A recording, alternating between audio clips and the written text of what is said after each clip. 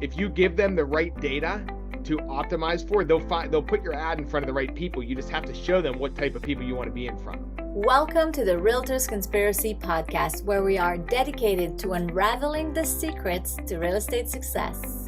I'm your host, Maude Léger, and each week we bring you insights from top realtors, entrepreneurs, and innovators, sharing their success stories, mindset, processes, motivations, and the key to their success. Join us every Monday for a new episode and discover how to crack the code to success and take your real estate business to the next level. Don't miss out on the opportunity to unlock your potential. This week, I'm speaking with Brian Driscoll from Motivated Leads. Today's chat is all about leads. Brian is a true master of digital advertising, so get ready to dive into the world of lead generation as Brian shares his secrets to success with Facebook, Google Ads, and how he has helped investors and realtors achieve remarkable results. Let's get to my chat with Brian. This podcast is sponsored by Sold Right Away, the expert in real estate marketing. You work hard selling real estate, we work hard selling you. From listings to branding, Sold Right Away has you covered. For all your real estate marketing needs, visit soldrightaway.com. Hi, Brian. Thanks for joining us on the episode today. Tell us, how can realtors stay on top of their game? Yeah, so one thing, it depends. There's multiple different strategies on generating leads. So I focus in the digital space, right? Yes. So it really depends. Stay on top of the game. I would recommend like any marketing that you're doing, make sure it's consistent. If it's digital marketing, be consistent. If it's mailers, SMS, things like that, be consistent over time. And whenever you get leads that come in, answer the phone and call them. So many people send leads to voicemails or send to VAs to answer those leads, or don't call leads back fast. That's a crucial thing in this game. Yes. Okay, so consistency, following up with your leads. Tell us about your digital marketing method. What do you offer to real estate investors? Yeah, sure. So for real estate investors, what we help is to connect them with off-market sellers. So people that want to sell their house that are not listed with a realtor yet, that usually will have a distressed property or beat up property that are interested in selling for a cash offer. So we do digital marketing. We find those people through digital marketing like Google pay-per-click, Facebook, Instagram. We generate a lead online, and then we send that to an investor and they can run it and go try to lock down a deal. Nice. And then how do you get more leads for those investors? Yeah, sure. So we just market. It's just money, right? Yeah. So if we have investors, every investor is going to be different with whatever their marketing budgets are. But some guys come to us and are like, hey, I don't even have a budget. Give me as many leads as you can. So then we get creative in our marketing strategies and we try to scale up in specific areas. And sometimes there's a cap. Like you can only get so many leads in an area. Yeah. Makes sense? How do you overcome that when there is a cap and there's something that's a blocker for getting more leads? Well, it depends on the market. It kind of goes by population. So you figure distressed sellers might be 1 or 2% of the real estate seller market. So it's a real small niche. And if you live in a big city, you can probably market as much as you want and get as many leads as you want at scale. But if you live in a small rural city, that's when you may have a problem. So on digital, you might cap. And then we can look at, okay, hey, maybe we generate them on Facebook and Google and Instagram. Maybe we need to go to TikTok, YouTube, and keep adding platforms and strategies there. Okay. What are some common mistakes that people will do when creating their digital ads? So I see a lot of people that are running ads themselves. A couple of mistakes they make is, well, one of the top mistakes is tracking. So in Google and Facebook, Facebook has a Facebook pixel code. Google has a tag manager code. What this is, it's code you put on your website. And it allows whoever's doing the marketing to track and optimize campaigns. I see a lot of people doing Facebook ads, for example, just boosting posts and not running their ads properly. And then what you're doing is you're getting people to your website, but they don't have the right intentions and you're kind of wasting your money. So without going too much into the weeds, Facebook's built with an AI platform, right? So if you give them the right data to optimize for, they'll put your ad in front of the right people. You just have to show them what type of people you want to be in front of. Yeah. No, that's cool. That's very cool. Do you have any tips for people creating their own ads, what would it be like the top three things they must be doing? Yeah, so top thing would be number one, get a Facebook pixel on your website and have the event on your thank you page, the lead event. Yes. Second is I see a lot of people not having direct ads. Mm. So if you're an investor trying to find properties, make your ad say sell your house fast or we buy houses, we pay cash, things like that. Sometimes people focus on getting cheap leads and they're going to say, find out how much your house is worth. I recommend staying away from that type of message because you're going to get a lot of leads for cheap. They just have no intention on selling. So that's a tip. That's tips I have for you there. Yeah, yeah. In terms of like marketing, how do you come up with this copy or the ideas for the ads so that they generate the most amount of leads Yeah, sure. So I'm an investor myself. So I kind of think about sellers whenever I come up with it. from the other So I'm end? thinking, okay, what types of problems am I encountering when I'm talking with sellers? And that's how we're coming up with ads, trying to have those solutions for them. Hmm. Is there any other way than ads for digital marketing to increase the awareness about your listing or about this property you're trying to sell? There is so you can generate leads on digital marketing, right? Then you can also build credibility and build and stay in front of people through say Facebook retargeting. So what that is, when you go on Amazon and you see a pair of shoes and then the shoes are falling around everywhere. Everywhere. Yeah, we can do the same thing. So think about it. If you're trying to buy a house, someone comes to your website, they don't fill out a form. We can now show them ads of video testimonials from past clients or videos of us talking, hey, I'm Brian, I buy houses in Pittsburgh, and you can put personality behind it.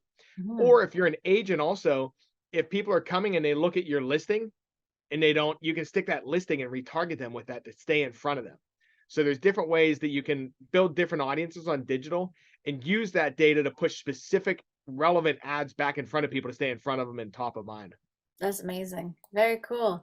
Tell us about ads, and would it be Facebook, Google, or Instagram? Which one would have the best return on the investment? Okay, so there's a couple of things you want to look at here. Number one, it depends if you're an agent or an investor, or if you do both, right? So we have real estate investors, we have real estate investors that are also licensed as an agent, and then we have people that are just real estate agents. So there's different types of things that we can do here. So to answer your question first, Facebook, Google pay per click, which Facebook is also Instagram. So Facebook and Instagram, Google pay per click or SEO. If I was just going to get started, you're going to get your best return off of Facebook. Reason is Google pay per click is you're paying per click and you're in direct competition with investors and agents. So the clicks get expensive. It could be like $50 a click, $60 a click. And that's just for one click to your website. So better. Facebook, on the other hand, you're competing on impression based. So Mhm. what that means is instead of paying per click and being in direct competition with investors, we're showing our ads to specific demographics and we're paying Facebook per 1,000 views or 1,000 impressions. So it's like, okay, I might pay $20 to show my ad to 1,000 people, and I'm competing with the bakery and shoe store down the street, not investors. So that's why you can get a little bit of better return on Facebook. But if you're and then it comes down to what's your messaging. If you're an investor, you want to have ads that say sell your house fast. We buy houses, we pay cash, and then have somebody click that ad, go to a website that says the same thing, like we're investors, we're not paying top dollar, and then have them fill out a multi-step form. So ask them questions like, we want to make it hard for them to fill out a form almost. We want the website to kind of vet the lead.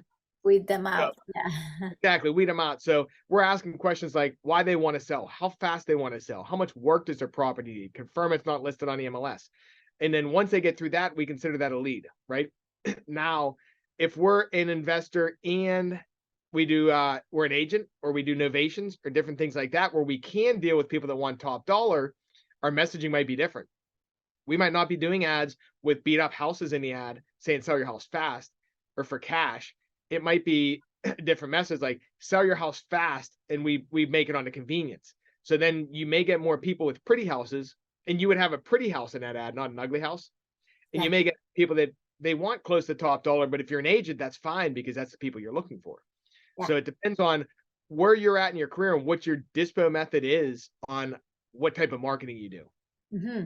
And if you're just a realtor trying to attract clients that are investors, Okay, yes, you mean well, that's a good one too. We don't really do much of that. Yeah, if you're a realtor trying to get clients that are investors, I would probably run ads with beat up houses Yeah.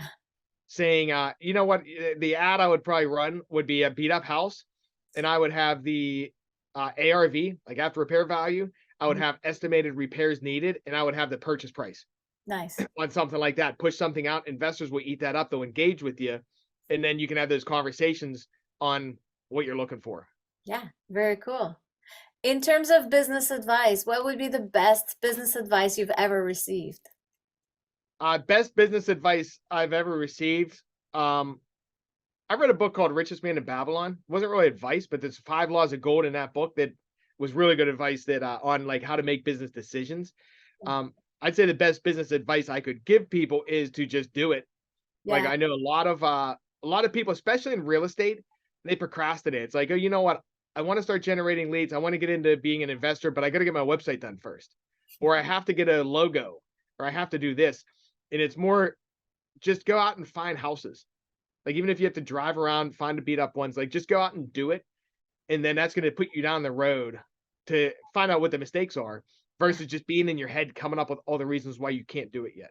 yeah, yeah. That's very good. Very true. What about you talk about digital marketing, going to website? What if they don't have a website, like you said?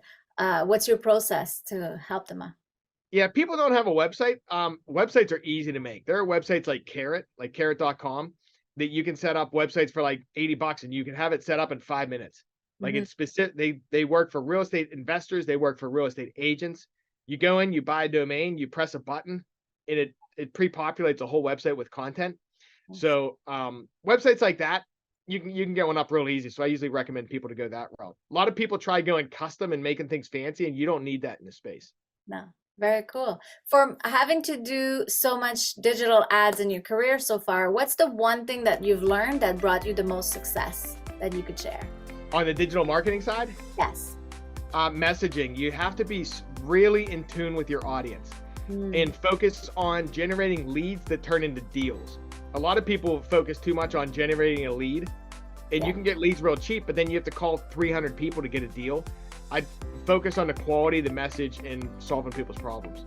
I love it. That's super cool. Very great advice. Where do we find more about your business, about yourself? Where do we find you?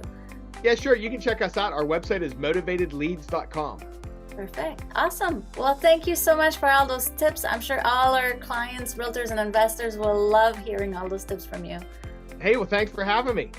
Thanks for tuning in. If you enjoyed this episode and want to uncover more secrets to real estate success, be sure to tune in other episodes. And if you know someone who could benefit from it, please share it and spread the word. Together, let's unlock the potential to real estate success.